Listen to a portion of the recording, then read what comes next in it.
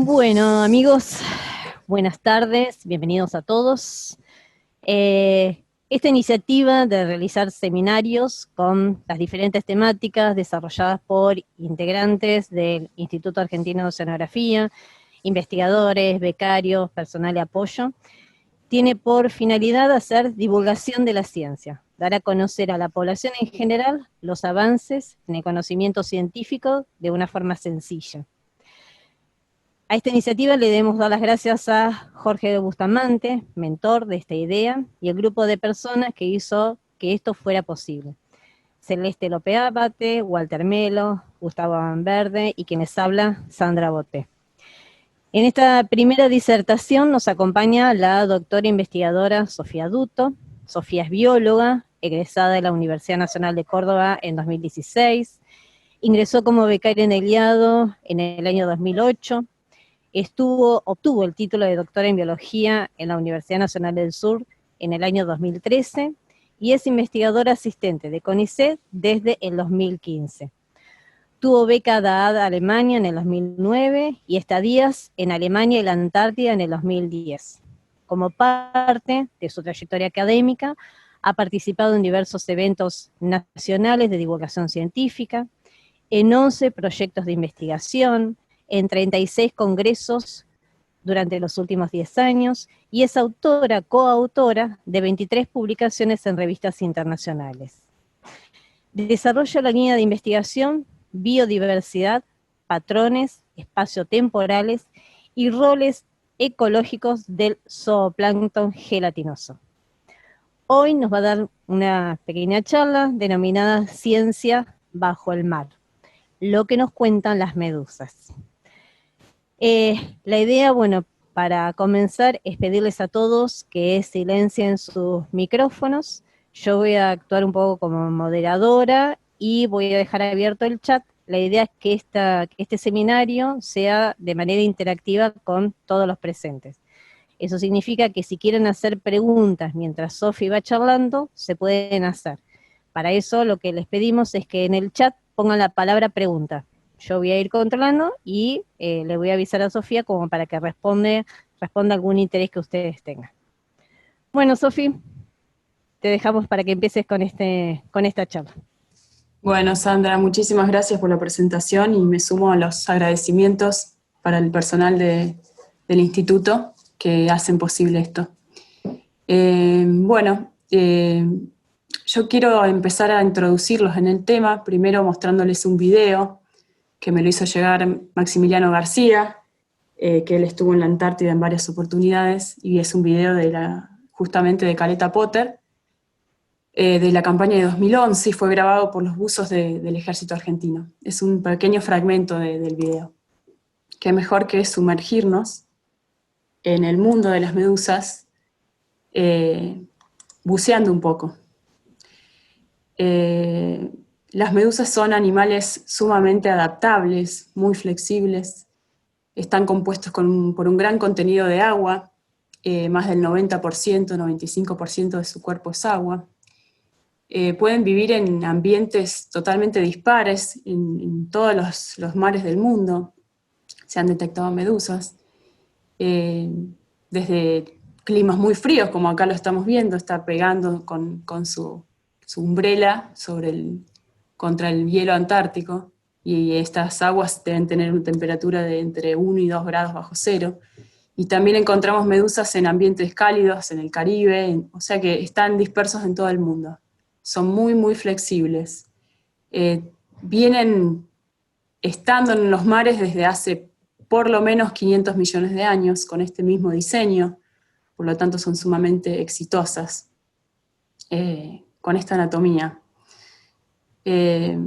Además, hay una variación muy grande en cuanto a tamaños, colores, hay desde milímetros hasta metros en cuanto al tamaño. Pero a lo que quiero apuntar es que hay una biodiversidad muy, muy grande en cuanto a las medusas.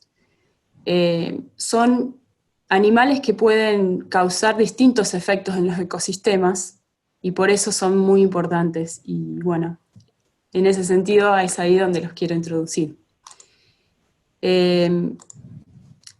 hay más o menos 4.000 especies de medusas en todo el mundo hasta ahora, porque se siguen descubriendo diversas especies.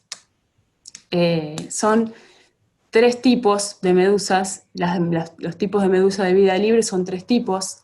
Las hidromedusas, que son en general las más pequeñas, las que no observamos en el mar, sino que en general si las queremos ver las tenemos que ver con lupa. Las cubomedusas, que son estas medusas de esta forma cúbica justamente, que son las más peligrosas a nivel mundial, tienen la toxina más fuerte, son las que causan, las que pueden llegar a causar incluso muertes. Y las estifomedusas, que son las verdaderas medusas que se llama comúnmente, las que se pueden topar en el mar y las que podemos ver a simple vista. Aproximadamente de hidromedusas tenemos unas 3.500, 3.700 especies en el mar, cubomedusas alrededor de unas 40, y las esifomedusas alrededor de unas 200. Pero justamente estas son los 3 grandes tipos de medusas que podemos encontrar en el mar. Y bueno, ¿y cómo pican las medusas? Porque el problema en cuanto a estos animales, justamente a partir de que pueden ocurrir diversos accidentes con los humanos. Las medusas pican, entre comillas, porque no es que tengan un aparato picador, sino que, bueno, están cubiertas de unas células especializadas que se llaman nidocitos,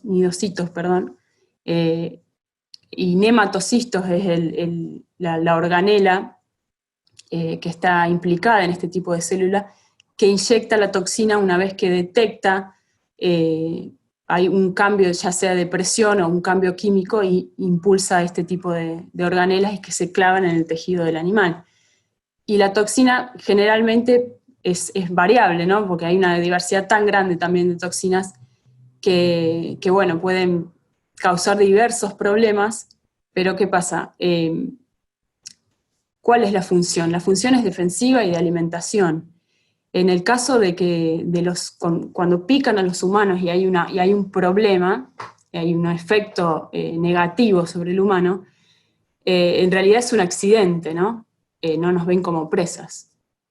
Y este es el típico sistema de descarga que inyecta esa toxina en el animal. ¿Por qué hay toxinas tan potentes? Justamente porque la medusa tiene que asegurarse de que pueda paralizar al animal sin que a ella le provoque ningún tipo de daño, ¿no? Sin que la pueda romper, digamos. Son muy frágiles, son animales muy frágiles. Y bueno, ¿cuál es el tipo de reproducción que tienen estos animales? Justamente acá está la clave de por qué son tan exitosas, por qué están en nuestros mares o en los mares del planeta desde más de 500 millones de años. Acá puede estar la clave. Tienen un ciclo de vida diverso. También hay una gran diversidad de ciclos de vida dentro de las medusas, ¿no?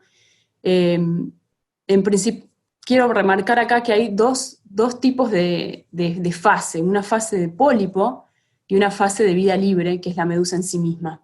La fase de pólipo son estructuras que se adhieren a un tipo de sustrato y se reproducen asexualmente, dando las medusas como las conocemos, machos y hembras, que van a fertilizar, van a liberar gametos al ambiente, se fertilizan y crean nuevos pólipos.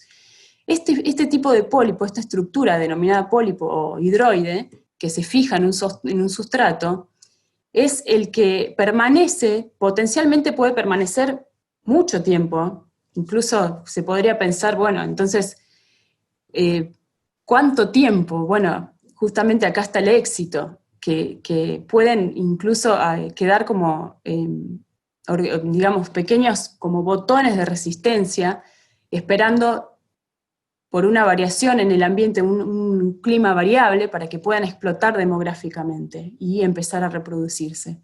Es decir, este ciclo va a estar totalmente vinculado con las condiciones ambientales. Este pólipo se puede asentar en un lugar y esperar a que las condiciones ambientales sean favorables para empezar otra vez a liberar medusas.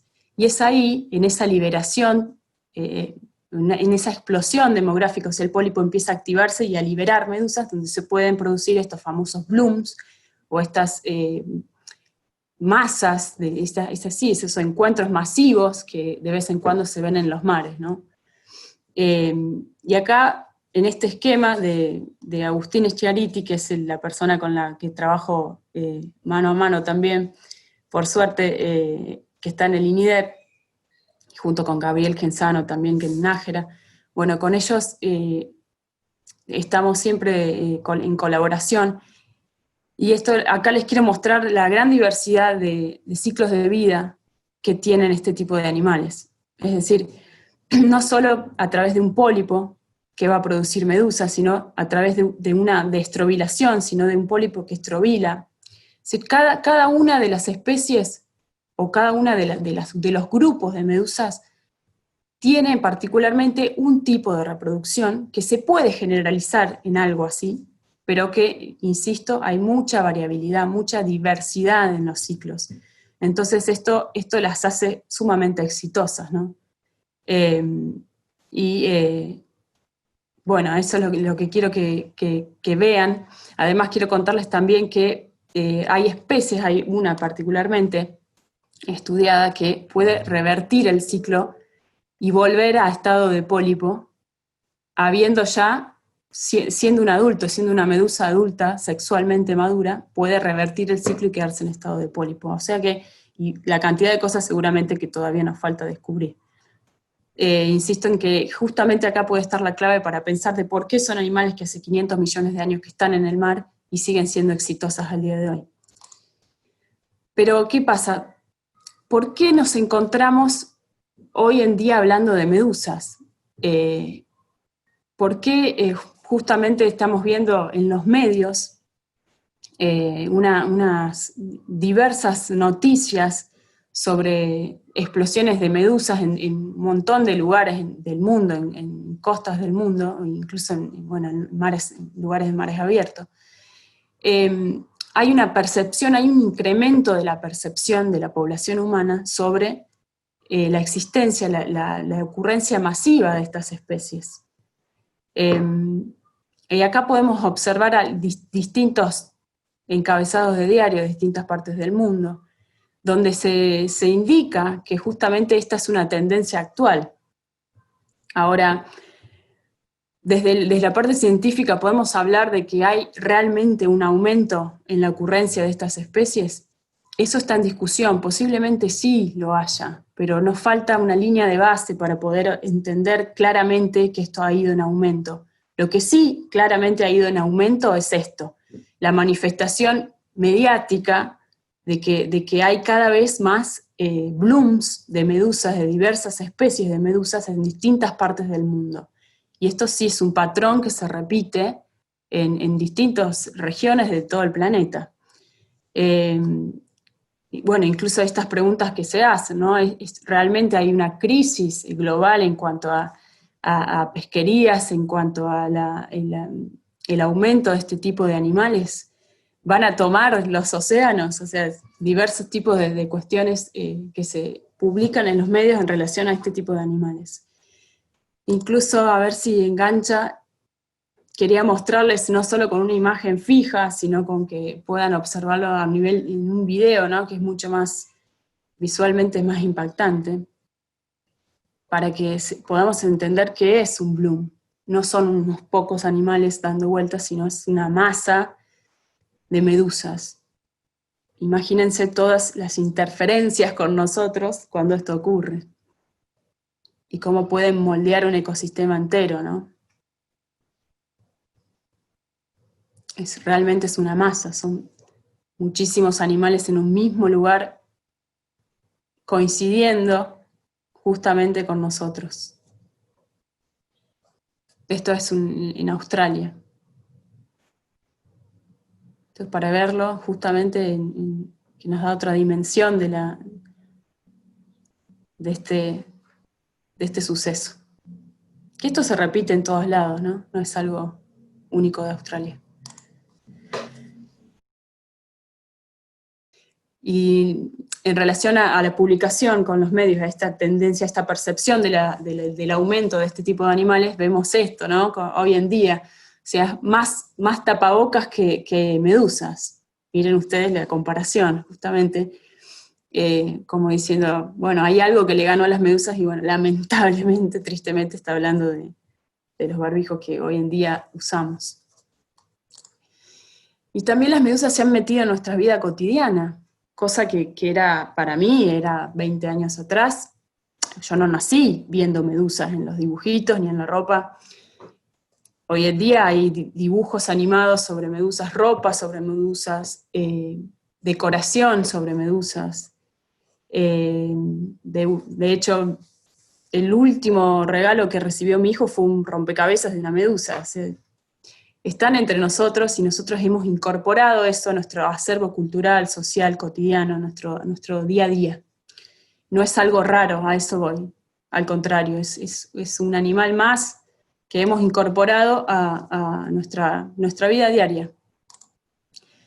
En los libros, antes esto era impensado, en caricaturas, en chistes, en series de televisión para chicos. Bueno, hay un montón de chistes que justamente están muy buenos y miren ahí los peces, se preguntan o se dicen, ¿no? Miren, otra vez un bloom, como diciendo, ahí va, otra vez.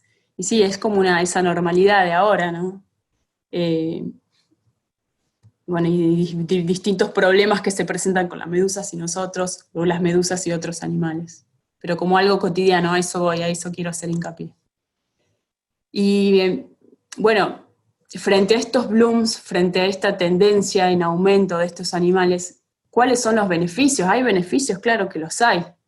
Y en eso, y también hay oportunidades y también hay aplicaciones de esta nueva tendencia, de esta percepción del aumento de estos animales alrededor del mundo. En los acuarios hoy en día es normal y la gente se fascina viendo estos animales nadar, y no hay acuarios importantes en el mundo que no tengan una sala reservada solamente para medusas, o incluso se paga por bucear con medusas, obviamente inofensivas para el ser humano, ¿no? Pero es una nueva modalidad.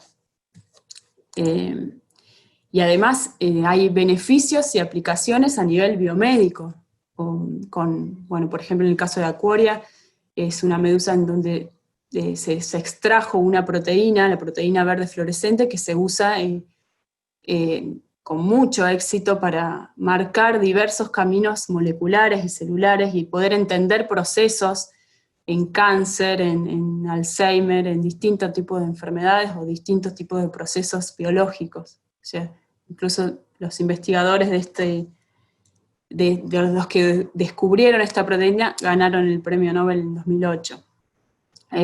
Bueno, después esta medusa que les decía antes, que es Turritopsis, la llamada medusa de la inmortalidad, que puede revertir su ciclo de vida.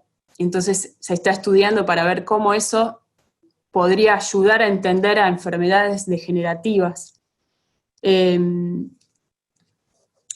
Incluso hay otros, también se han encontrado en otras investigaciones una mucina, como un componente del moco, que puede ayudar a hacer un componente que puede ayudar dentro de lo que es la cosmética, o un aditivo para la comida, o sea, todas aplicaciones que tienen que ver con componentes que se encuentran justamente en medusas. Y lo que me llamó la atención, que lo leí hace poco, fue esta noticia, que esta mucosidad que tienen las medusas ayudaría o podría ser aplicada para la limpieza del agua en cuanto a microplásticos, porque los microplásticos se pegan a este moco, o este moco es tan pegajoso que podría ser utilizado para limpieza de agua.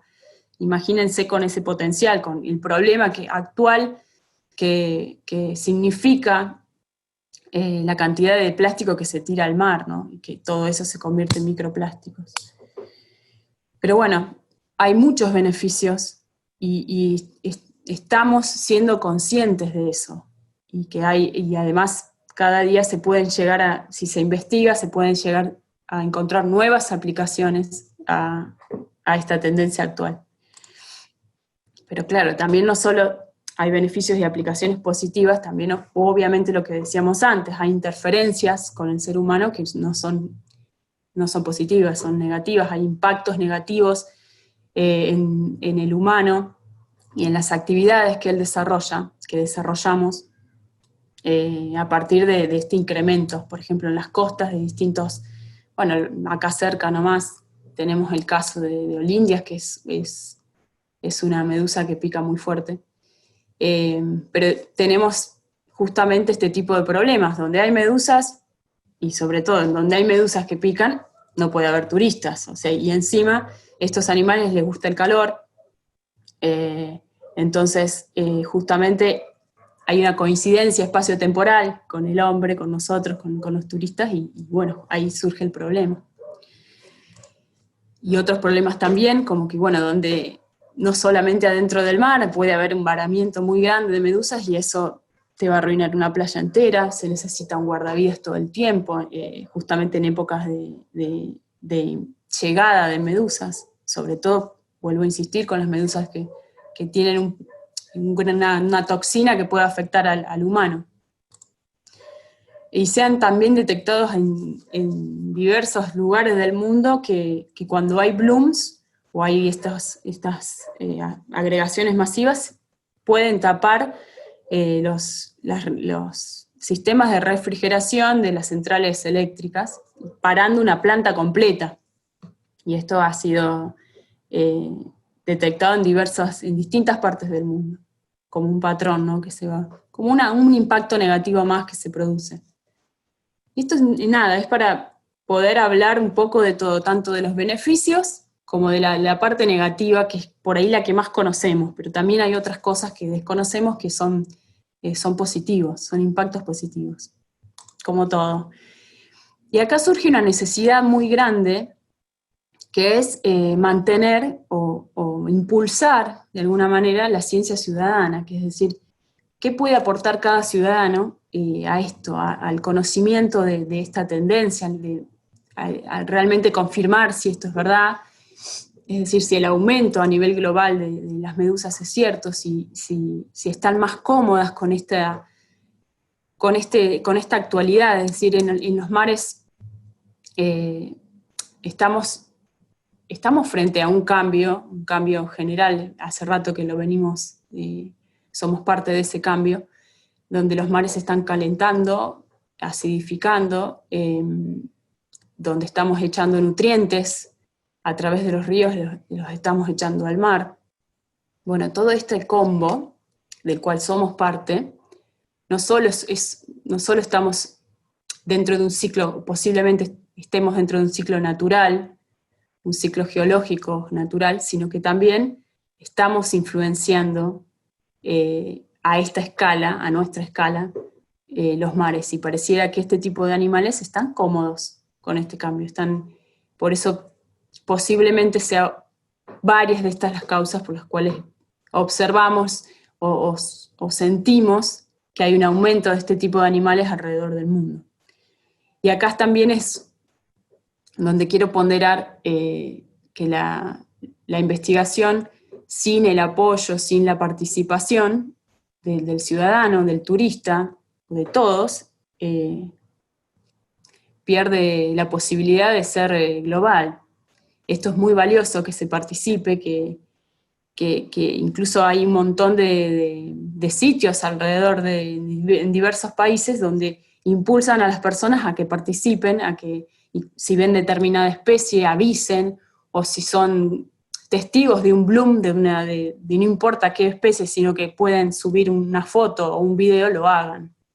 Bueno, y esto es parte del conocimiento y de poder entender si realmente, no solo detectar puntos en distintos lados del mundo de que esto está ocurriendo, sino ver una tendencia a nivel global. Y bueno, esto es importante participar en esto. Y bueno, esto es un poco lo que hablábamos recién. Realmente podríamos pensar que los mares se están convirtiendo en mares de gelatina, podríamos pensar eso. de acuerdo a lo que está pasando, de acuerdo a estos cambios que estamos observando y que somos parte de esos cambios, que posiblemente estemos impactando, y de hecho lo hacemos, para que esto ocurra. O sea, es un panorama posible, vamos hacia eso, vamos hacia un mar lleno de gelatina, ¿no? Y es un poco lo que resume esta este dibujo, o esta representación. Vamos hacia esto, hacia donde tiramos redes en vez de peces salgan medusas, y un poco sí, es lo que se está discutiendo. A medida que vamos modificando los ambientes, todo lo que modificamos, de alguna manera, o hay algunos puntos muy trascendentales que son los que justamente están impulsando este tipo de que este patrón se haga realidad, que esta tendencia sea la que vemos, que en vez de peces salgan medusas. ¿Por qué? Porque en todo el mundo hay una sobrepesca, somos muchos, cada vez somos más, necesitamos el recurso pesquero para consumirlo, y el hecho de extraer esos depredadores de medusas, o el depredador tope, que justamente son los que se consumen a las medusas en distintos estadios de su ciclo de vida, al extraer el depredador, favorecemos que justamente estos animales florezcan o se reproduzcan en masa, o estén más cómodos, tengan más que comer, porque peces y medusas comen lo mismo. Entonces, si sacamos a uno, favorecemos al otro. La eutroficación, lo que hablábamos recién, el hecho de que estemos tirando nutrientes al mar y fertilizantes, y lo estamos fertilizando, entonces estas especies se sienten a gusto, no todas, pero muchas de ellas pueden crecer mucho mejor en mares con mucho más nutrientes, o sea, los nutrientes hacen que se favorezcan los blooms de las microalgas. Las microalgas, ¿qué hacen? Sacan el oxígeno en el agua, entonces estas zonas de bajo oxígeno no son favorables para los peces, pero sí son favorables para especies de medusa. O sea, estamos modificando el ambiente, y esas modificaciones hace que se beneficien algunos tipos de animales y se perjudiquen a otros. Los que se benefician en este caso particular que quiero resaltar, bueno, son algunas especies o muchas especies de animales gelatinosos, entre ellas las medusas. Y también el aumento de sustrato para pólipos, que era lo que hablábamos al principio sobre el ciclo de vida, o sea, al construir muelles, al construir bases petroleras, bueno, una diversidad de cosas que hacemos en el mar, le proveemos a este tipo de especies sustratos para sus pólipos. Qué mejor que fijarse en un ambiente o en una superficie firme que en la arena. Obviamente lo favorecemos. Entonces, bueno, es un panorama posible, claro que sí, y se lo está discutiendo desde hace muchos años. Y acá lo que quiero remarcar es que, bueno, hasta ahora bien, nos paramos y pensamos que hay una tendencia muy clara al aumento, o al menos es discutible, pero sí se ve una tendencia clara al aumento de estos tipos de animales. ¿Y cuáles son los roles ecológicos? ¿Qué función cumplen en los ecosistemas? Hace muchos años atrás, estamos hablando de 30 años, más o menos, se pensaba que no eran muy importantes. O sea, no cumplían roles tan relevantes. Y hoy en día se sabe que son muy importantes. Tienen interacciones con otros animales, con otras especies, funcionan como, entre comillas, guarderías de diversas especies de peces que se refugian en ellas y de los depredadores. Obviamente en algunas especies de medusas funcionan como guardería, no la que se comen peces, sino otro tipo de medusas. Incluso se traslocan o se transportan de un lugar a otro a través de medusas. Hay cuestiones también parasitarias, pueden tener muchos parásitos las especies de medusa y relacionar estos parásitos con los peces, ¿no? Parásitos de peces que cumplen un ciclo de vida en las medusas.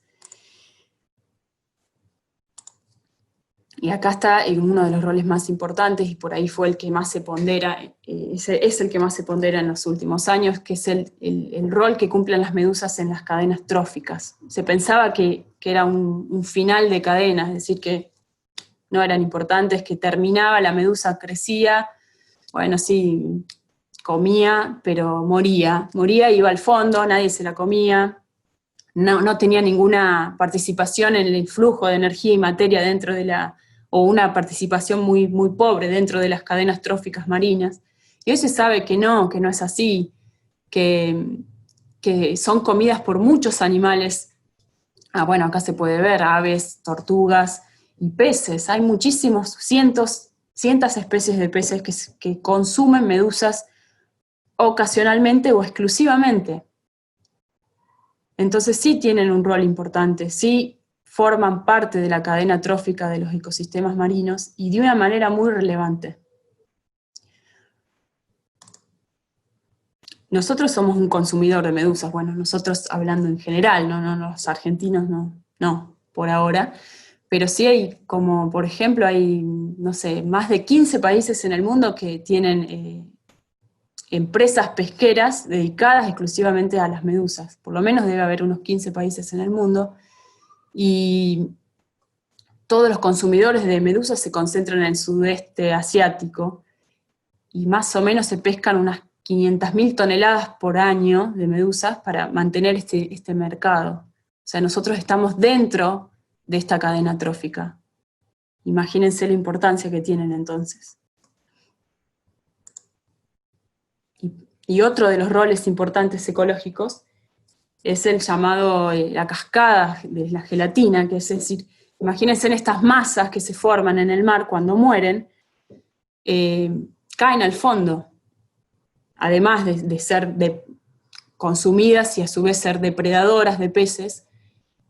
Cuando mueren caen al fondo, y a medida que van cayendo van fertilizando a la columna de agua, van liberando nutrientes, van siendo descompuestas por diversos animales hasta llegar al fondo y proveer al fondo marino de fertilizante.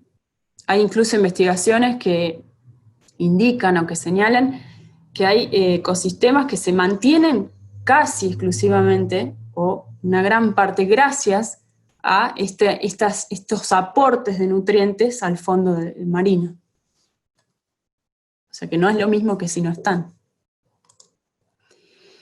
Y ante este panorama, pensando, ¿no?, de que, bueno, realmente pensando de que hay una tendencia en que estamos frente a un cambio, que estamos siendo parte, siendo testigos, y también no solo somos testigos, sino que somos actores de ese cambio hacia mares diferentes. Bueno, ¿qué sabemos? ¿Qué es lo que ocurre acá en nuestra zona, en el Atlántico sudoccidental templado? A eso me refiero con ASO. ¿Qué sabemos para esta parte del mundo? ¿En qué sabemos si todos estos roles se cumplen acá también? Si esta tendencia a nivel global que se observa también se ocurre acá, ¿por qué no? Estamos en el mismo planeta, ¿por qué no ocurrirían? Bueno, y en eso es más o menos para donde quiero ir, hacia el final de la charla, hacia dónde vamos o dónde estamos.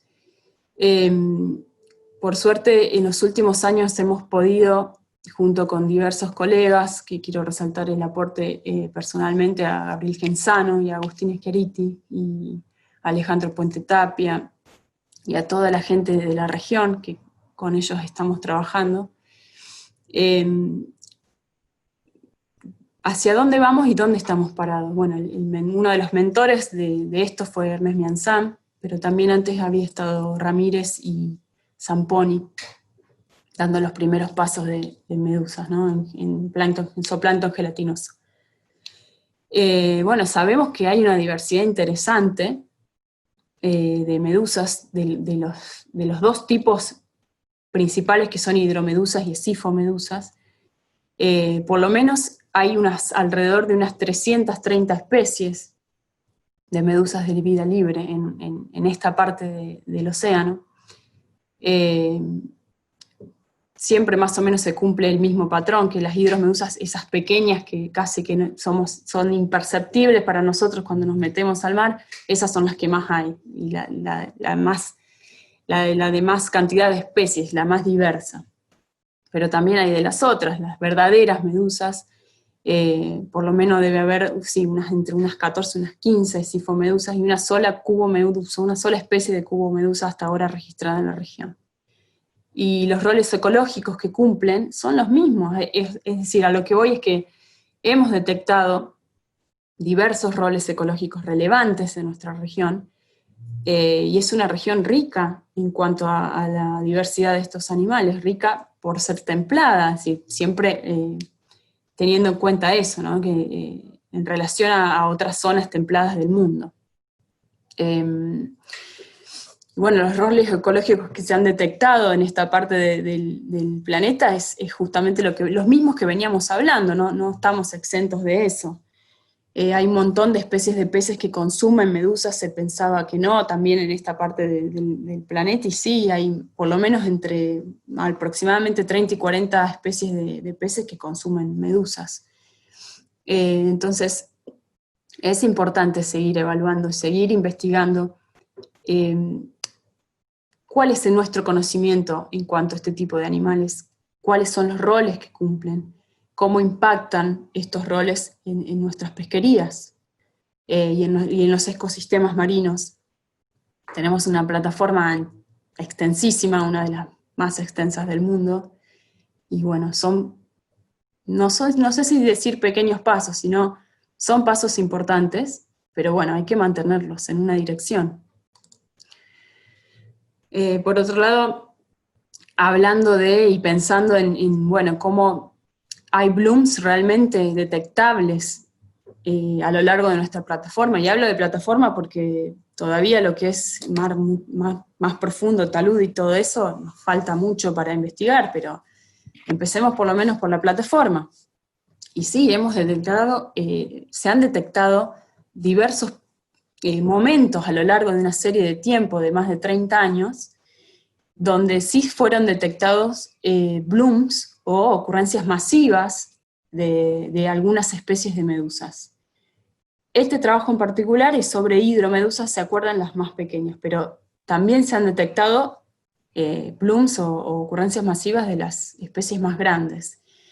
Y justamente, bueno, los puntos más grandes apuntan justamente a blooms, ¿no? A abundancias más grandes.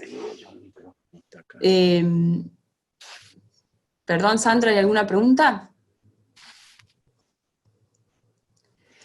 Bueno, No. ok, gracias, Sandra. A lo que quiero recalcar acá es que sí hay regiones que necesitan ser atendidas, que tenemos que seguir observándolas y sistemáticamente muestrear a lo largo del tiempo, porque sí hay regiones donde coincide el recurso pesquero, como por ejemplo acá, en el estuario del Río de la Plata, en el Rincón y la zona de Bahía Blanca, y acá faltan algunos puntos que no involucramos, no incluimos en esta investigación, pero se sabe lo que es el Golfo San Jorge. Bueno, los puntos rojos, como ven, están solapados, pero acá se ve una gran cantidad de puntos que justamente indican que la abundancia de las medusas es muy grande. Y acá estaría justamente pasando lo que hablábamos antes, el impacto, potencialmente hablando, ¿no? Potencialmente habría un impacto con el recurso pesquero que es necesario seguir observando para poder evaluar y manejar el recurso y entender cómo está funcionando el ecosistema. Esto simplemente para que vean que a través de este trabajo se pudieron lograr una especie de esquematización a lo largo de la plataforma de cuáles eran los grupos que se formaban de acuerdo a la composición de especies a lo largo de la plataforma, cuáles grupos o cuántos grupos se formaban en cuanto a composición de hidromedusas. Es decir, por ejemplo, este grupo verde que se ve acá es el grupo liderado, entre comillas, por una especie en particular que se llama liriope, que es la famosa tapioca que está involucrada en en accidentes, en accidentes con turistas, sobre todo con niños, en los últimos años. Es una gran depredadora, como casi todas las medusas, pero esta es gran depredadora de larvas de peces y de huevos de peces.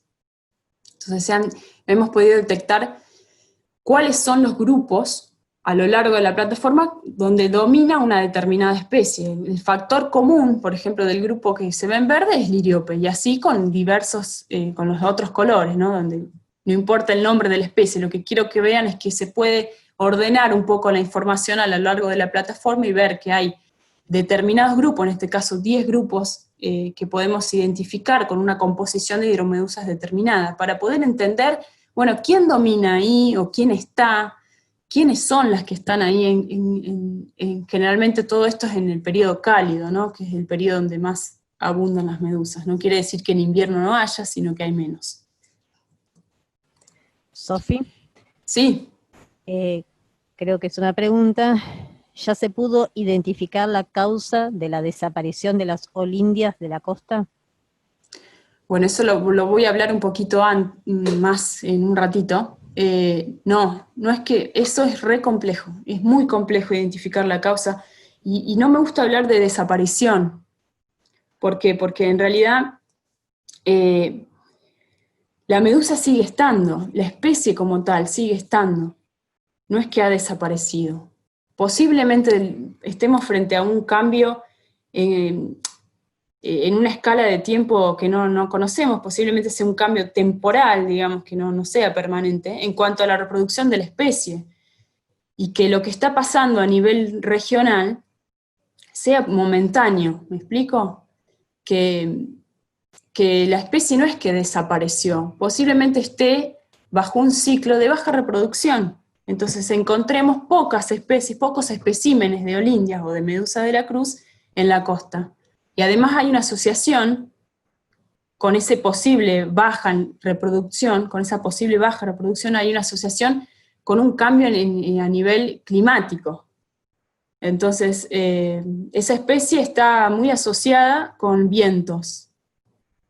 Y se cree también que con temperaturas bajas en invierno. Se cree que su ciclo de vida está impulsado por temperaturas bajas que ocurren en invierno. Entonces, si no hay temperaturas bajas en invierno, sumado a que no hay vientos sostenidos que causen surgencia, es decir, que causen que las aguas que están en el fondo del mar lleguen hacia la costa, entonces no vamos a tener muchas medusas en costa, lo que no implica que no esté la especie. Pero más adelante vamos a hablar un poquito de eso. Retomando lo que decía, a nivel de la plataforma, y siempre hablando desde una escala, de una macroescala, digamos, esto es un trabajo donde se puede observar un patrón grueso, no vamos a lo fino, sino que acá se pueden observar cuestiones como gruesas, no muy detalladas. En este sentido podemos observar que los índices de diversidad, si bien son bajos en relación por ejemplo, a partes tropicales, a zonas tropicales, para una región templada no estamos mal en cuanto a la diversidad de hidromedusas. Y hay puntos, que son los puntos más oscuros, el rojo o el naranja oscuro, donde la diversidad es mayor. A lo que voy es que sí ocurren blooms, sí se han detectado blooms a lo largo del tiempo en diversas regiones de la plataforma, donde justamente ocurren los frentes y donde son las zonas más ricas en nutrientes y las más ricas en pesca, en cuanto a recursos pesqueros, que coinciden con los blooms y con las ocurrencias masivas de estas especies. Estas no son medusas, pero acá quiero hablar un poquito de estos porque son animales gelatinosos, al igual que las medusas, que tienen los mismos efectos sobre el ecosistema. Entonces, en inglés lo que se hace, y en las publicaciones científicas muchas veces se hace una unión entre medusas y ctenóforos, y se dice directamente jellyfish en inglés, o que medusas, y se incluye dentro de medusas animales que no lo son, pero simplemente por el efecto de de hablar de una sola cosa que tienen los mismos efectos sobre el ecosistema, ¿no? Como para simplificar el tema. Estas no son medusas, pero tienen el mismo efecto en el ecosistema. Son grandes devoradores de plancton, o sea, del mismo alimento que consumen los peces. Incluso algunas especies consumen huevos de peces. Y también tienen entonces un impacto importante, o un potencial impacto en las pesquerías. Y esto también pudimos hacerlo, son más de 4.000 muestras observadas a lo largo de, sí, más de 30 años, tal cual como veíamos en el otro trabajo. Son trabajos de una macroescala que tienen una serie de tiempo larga, por suerte. Pero claro, esto hay que sostenerlo en el tiempo para ver si este patrón, esta tendencia continúa, y seguir investigando y seguir observando el comportamiento de diversas especies que tienen un impacto potencial en el ecosistema, del cual formamos parte. Y si vamos a una escala más pequeña, a nuestra región, la historia de Bahía Blanca y el Rincón, hemos observado a través de muestreos nuevos y a través de revisión bibliográfica la existencia de al menos 29 especies gelatinosas, 26 especies de medusas. Esto simplemente para, de alguna manera, poder indicar de que si nosotros en sí, primero tenemos un patrón global, ¿no? Un patrón más regional en cuanto a la plataforma, pero que ahí vemos como el grueso del mensaje que vemos. Pero si encima pudiéramos sostener también estudios a una microescala, a una escala más local, vamos a seguir descubriendo especies seguramente, o al menos poder observar patrones a un nivel, a una escala menor. Entonces, observando solamente el estuario de Bahía Blanca y la zona del Rincón, encontramos 26 especies de medusas. No es poca cosa, no es poca cosa. 3 especies de ctenóforos, y en esta zona hay 3 especies urticantes para el ser humano, que ahora las vamos a ver. Hay registros de eventos de altas abundancias de medusas, como ya lo vimos. Se han observado especies raras, como Drimonema gorgo, que es gigante, que tiene 1 metro más o menos de diámetro, en esta zona. Se han hallado diversos tipos de pólipos, en los que Gabriel tiene mucho conocimiento, y se tiene evidencia de la regulación climática de distintas especies. En cuanto a las especies urticantes, que son las que causan problema en esta región, tenemos las 3 que decíamos recién, una que decíamos recién, Olindia sambacensis, que es la medusa de la cruz, Tapioca o liriope, que es la que veíamos en una foto, y Chrysaora láctea, que es una especie de sifomedusa que también causa problemas con los turistas. De todas maneras, bueno, esto es simplemente para, no importa el nombre científico, simplemente es para indicar que hay 3 especies que potencialmente pueden tener impactos negativos en cuanto a la economía turística de la región. Esto es para mostrarle que lo que decíamos recién, hemos registrado algunos pólipos, algunas especies raras en el estuario de Bahía Blanca. La medusa de esta especie es muy chiquitita. Esto es como para mostrarles nada más que hay cosas por descubrir, y a medida que podemos seguir investigando y a medida que seguimos estando en foco y concentrados en la investigación con un norte, podemos seguir encontrando cosas interesantes y preguntando y respondiendo preguntas sobre todo simples, ¿no? Y lo que decíamos recién, Olindias, la causa de la baja ocurrencia costera. Bueno, sí, hay un cambio de viento, eso se pudo corroborar. ¿Cómo se corroboró? ¿Cómo se confirmó? Comparando la intensidad del viento y la dirección desde el 2008 al 2015, y sí se vio una baja en cuanto a la intensidad del viento. Sigue siendo del sector norte el viento dominante, pero sí hay una baja intensidad, y eso provoca que no haya un evento que se llama surgencia, que es el evento que ocurre en el mar que trae las medusas o lleva las medusas a la costa. Pero no se puede explicar la ausencia de medusas solo por la baja intensidad del viento en los últimos años. Solamente por eso no se puede explicar. Hay que entender que seguramente la especie está en un periodo de baja reproducción, porque tenemos conocimiento, por ejemplo, que en Brasil está ocurriendo lo mismo, es decir, no hay muchas olindias en Brasil, o sea que imagínense que hay una regulación mucho más arriba, no local, sino mucho más arriba de la especie. Por eso no está ocurriendo de una forma masiva como lo hacía antes. Lo que no quiere decir que no esté en el ambiente, eso no. Sí está en el ambiente, de hecho la hemos observado en casi todos los veranos, pero en muy baja cantidad en costa. Y acá están las 3 especies urticantes para la región, de las que hablábamos recién, junto con otras que se pueden observar en la costa. Esto lo hicimos a modo de divulgación para nuestra zona.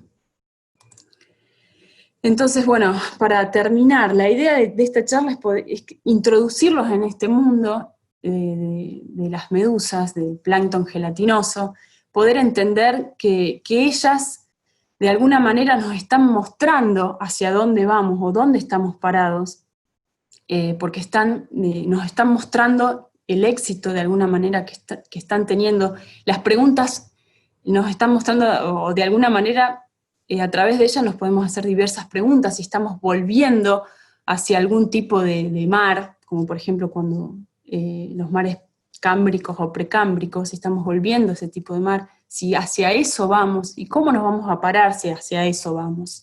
Entonces, estudiar este tipo de animales que tienen un impacto tan profundo en los ecosistemas por su alta voracidad y por todos los roles ecológicos que vimos, nos va a permitir entender al ecosistema, nos va a permitir entender o mejorar nuestro conocimiento de cómo funcionan los ecosistemas marinos, del cual somos parte, del cual también nos servimos, nos prestan servicios ecosistémicos muy relevantes, muy relevantes. De hecho, ahí está el dicho por ahí que es muy bueno, sin azul no hay verde, y es así, sin azul no hay verde. Y es un poco eso lo que yo quiero dejar, que es importante estudiar, es importante mantener el estudio en forma sistemática, porque no solo es dar el paso, sino mantenerlo. Y a través, bueno, un poco a través de esto, a través de estos conocimientos, entender entonces dónde estamos parados, entender cómo funciona el ecosistema, qué medida vamos a tomar en relación a esas zonas donde ocurren blooms de medusas y también ocurren nuestros recursos pesqueros de importancia. Entonces, ¿qué medidas vamos a tomar a partir de ese conocimiento? Y gracias al estudio además tenemos un conocimiento sobre los beneficios y aplicaciones y muchos otros más que seguramente se está por descubrir. Y sobre todo, para mí una de las cuestiones más importantes es el manejo que vamos a tener de los ecosistemas marinos en relación con todos estos conocimientos que vamos obteniendo, que si bien en esta parte del mundo recién estamos empezando o recién estamos como afirmando nuestro paso en cuanto a la investigación en zooplancton gelatinoso, para mí no deja de ser valioso estos pasos que hemos dado, y lo que quiero recalcar es que se necesita seguir caminando para poder afianzar nuestro conocimiento y poder tomar decisiones acertadas. Así que bueno, ese es el mensaje que quería dar y involucrarlos un poco en este tema que a mí tanto me gusta. Así que muchísimas gracias por la atención a todos los que están del otro lado. Bueno, Sofi, muchas gracias por la charla, súper buena, súper entendible. La persona que había hecho hoy la pregunta era Denise. Ahora tengo una pregunta de Pilar. Dice, ¿hay efectos de irrupción de medusas de aguas continentales que pueden llegar con los ríos que desembocan al mar y causar disturbios? Perdón, no soy del área. No hay ningún problema, es una pregunta muy buena. Yo eso no lo dije, pero hay muy pocas especies de agua dulce, una sola que ahora se me viene a la mente, de género Craspedacusta, pero yo no tengo evidencia, no me acuerdo en este momento que esa especie de agua dulce haya llegado a colapsar a través del río, llegado al mar y colapsar en algún lado del mar, alguna cuestión marina. Sí, en este momento me estoy acordando que esta especie de agua dulce ha sido publicada en algún lado, lo he leído, en algunos de los lagos del sur argentino sí ha habido problemas con esta especie de agua dulce, pero en lagos, no derivada de río hacia el mar. No sé si contesto la pregunta, Pilar. Si no la contesto, podés escribir ahí. Bien. Bueno, mientras esperamos que nos dice Pilar, te comento otra pregunta, otro comentario. Dice, hola Sofi, Martina. Pilar dice que sí, así que quedó conforme con Bueno, la respuesta. gracias Pilar. Martina dice, hola Sofi, tengo algunas preguntas. Entiendo que depende de la especie, pero aproximadamente, ¿cuántas medusas adultas pueden originarse a partir de un pólipo? ¿Hay alguna mortalidad en jóvenes? Por otro lado, sin tener en cuenta el hombre, ¿existe algún efecto negativo por parte de las medusas sobre un ecosistema o ambiente marino cuando se producen estos blooms? Ejemplo, disminución de la luz en la columna de agua. Saludos desde San Antonio Este, Río Negro. Bueno, gracias Martina. Bueno, la primera pregunta, discúlpame Sandra, era Sí, dice, sobre ¿cuántas los medusas, pólipos. claro, ¿Cuántas cuántas, medusas produce? Claro, es exacto, muy buena pregunta. Si hablamos de pólipos, déjenme decir que las cubozoa, por ejemplo, las medusas cubozoa, de un pólipo se produce una medusa, ¿sí? Pero de los otros grupos de medusas, de un pólipo, infinidad de medusas. De hecho, en las hidromedusas, potencialmente es infinita la cantidad de medusas que puede producir, potencialmente. ¿Por qué? Porque el pólipo se reinventa, puede reproducirse por gemación, puede enquistarse y esperar hasta que vengan condiciones favorables y explotar de nuevo. O sea que potencialmente el pólipo, la cantidad de medusas que puede dar es infinita. Por eso es el problema, entre comillas, y por eso el éxito. Y la bien. otra pregunta era si, no ¿Existe algún estando el efecto, hombre, claro, si existe algún efecto negativo, digamos, ella pone como ejemplo disminución de la luz en la columna de agua? claro, en relación con otros animales, supongo que es la pregunta. Sí, claro, porque las medusas consumen muchísimo zooplancton y fitoplancton, incluso materia orgánica disuelta. O sea, miren el espectro amplísimo de alimentación que tienen estos animales. Y claro, pueden afectar al resto de los animales, seguro, porque les sacan su alimento por competencia, además de la voracidad que tienen. Sí, puede afectar, sacando al hombre, ¿no? Sacándonos a nosotros, claro que sí, puede tener un efecto de hecho tiene un efecto sobre el ecosistema muy profundo. En cuanto a la turbidez también, sí, seguramente. Estoy pensando, ellas cuando explotan incluso se han encontrado cambios químicos en el agua. O sea que sí, claro que pueden afectar a otros animales. Están dentro de un ecosistema, de un ambiente, como todos, donde está todo conectado. Así que sí, sí, claro que sí. Bien, bueno, muchas gracias, Sofía. No, de nada. Denise pregunta, ¿existen en la zona medusas iridescentes o luminosas? Sí, Denise, sí. Hace poco se encontró, o hubo varios días de blooms intensísimos de una especie que es acuaria, que es la especie que tiene como unos rayitos, así, como si fuera una rueda de bicicleta diminuta, o no tan diminuta, de más o menos unos 5 a 10 centímetros, hay más grandes. Y sí, de hecho, hay una de las diapositivas en las que mostramos, de las imágenes que capaz que Denise ahí esa parte todavía no estaba, que hablamos de la proteína fluorescente verde, bueno, se saca de acuario. Sí. Bien.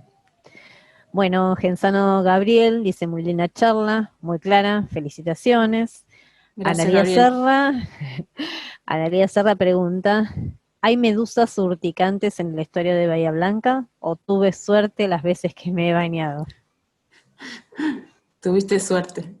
No sé en qué época te bañaste, pero sí, sí, sobre todo en verano, sí, las tres que nombrábamos, están en el estuario, y eso que el estuario es muy turbio, pero sí, cómo serán de adaptables estos animales que están en todos lados, pero particularmente en el estuario son 3, hasta ahora las conocidas que pueden causar problemas con el hombre, que pican, y una muy fuerte, que es la olindias, que es la medusa de la cruz, y el resto es liriope o tapioca, y la otra es la más grande, o crisaora. Sí, son esas 3, hasta ahora, ¿no? Son esas 3 las que causan los problemas. Bien.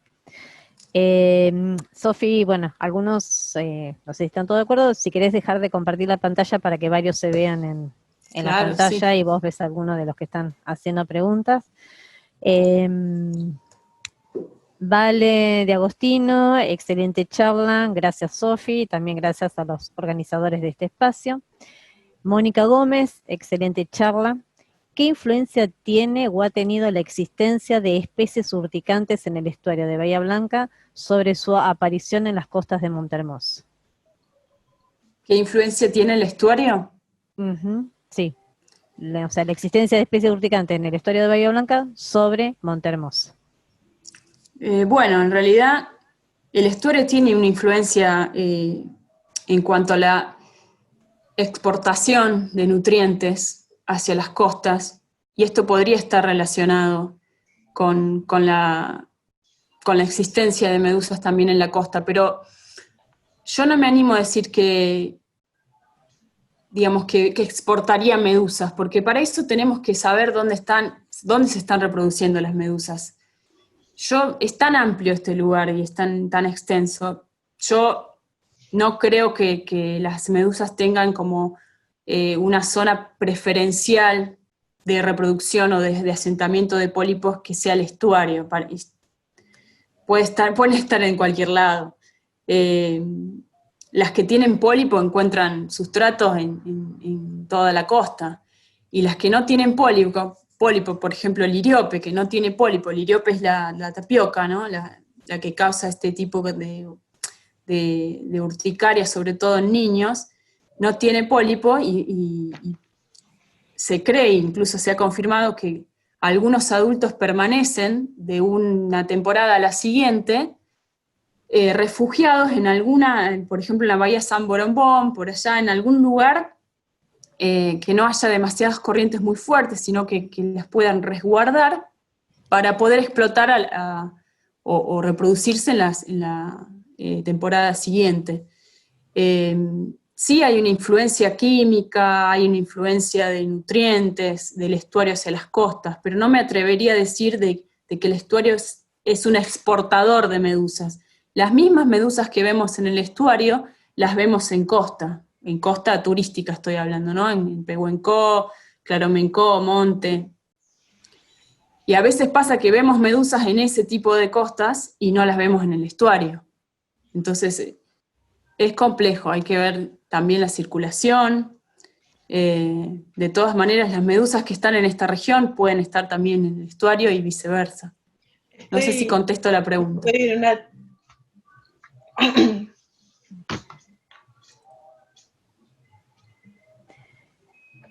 Bueno, gracias Sofi. Carla, excelente Sofi, tan clara como siempre. Ana dice, nadando de noche se ven increíbles. Sí, sí, Bueno. sí, las que han tenido la oportunidad de verlo. Me imagino que sí, debe ser fascinante. Tengo una pregunta yo, Sofi. Hablaste Sí, claro. al principio de los blooms en los diferentes mares en el mundo, los océanos. ¿Hay lugares donde esos blooms se dan con mayor intensidad, ya sea por cantidad o frecuencia en el año? Sí, lugares en el mundo, ¿decís, Sandra? Sí, sí. Sí, si hay alguna Sí, región, digamos, sí, que se caracterice por tener bueno, mayor frecuencia de esos blooms, incluso en intensidad, ¿sí? En cantidad. bueno, es una linda pregunta. ¿Por qué? Porque, ¿qué pasa? En mar abierto hay muchos menos observadores. Entonces, eso puede estar sesgado, ¿no? Porque somos tantos en costa que todos los Bloom que vemos los vemos ahí. ¿Y qué pasa afuera? No lo sabemos. Entonces puede estar pasando lo mismo. Puede estar pasando lo mismo. Por eso lo interesante de esto, ¿no? De poder ampliar los muestreos hacia profundidades mayores. No solamente en extensión desde la costa hacia adentro, hacia mar adentro, sino también hacia abajo. Pero en relación a tu pregunta más concretamente, sí, hay, digamos, están detectando sobre todo en lugares productivos, en costas productivas. Bueno, las costas son en general productivas, ¿no?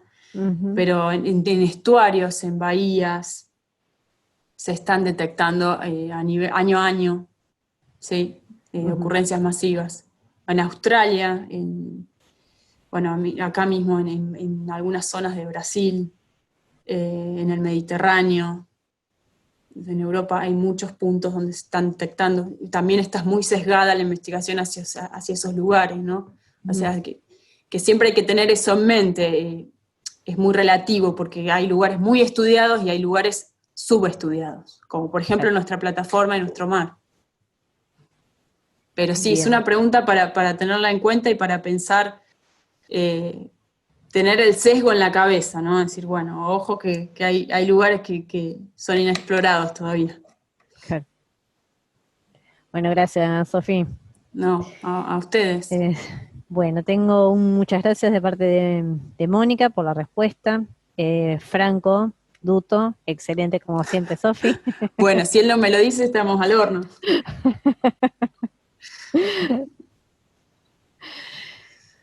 Bueno, yo en el chat del grupo no tengo más preguntas. No sé si alguien más quiere escribir alguna cosa más. Y si no, bueno, les damos muchísimas gracias a Sofi. Un aplauso virtual, como si estuviéramos sí, con el seminario en el auditorio del Liado. Pero Sí. bueno, felicitaciones de parte de todos, Sofi. Excelente charla, excelente presentación. Así que creo que le gustó a todo el mundo quedó muy, muy satisfecho. Bueno, no, Eh, gracias a vos, Sandra, y gracias a toda la gente Nada, del todo el instituto grupo. que impulsó esto. Sí, muchas gracias por estar del otro lado. Exacto. Bueno, esto la idea es hacer una continuación, como dijo Busta, de acá hasta fin de año. Están ya prácticamente todas las charlas que se van a dar. Se van a ir anunciando en la medida que se vayan concretando cada una de ellas. Esto se va a hacer cada 15 días. Por ahora vamos a seguir usando la misma plataforma que es de Zoom, con el mismo formato. Así que bueno, para la próxima, en 15 días, nuevamente un martes a las 6 de la tarde, lo esperamos a todos. Y bueno, ya estaremos anunciando por los diferentes medios cuál va a ser la temática.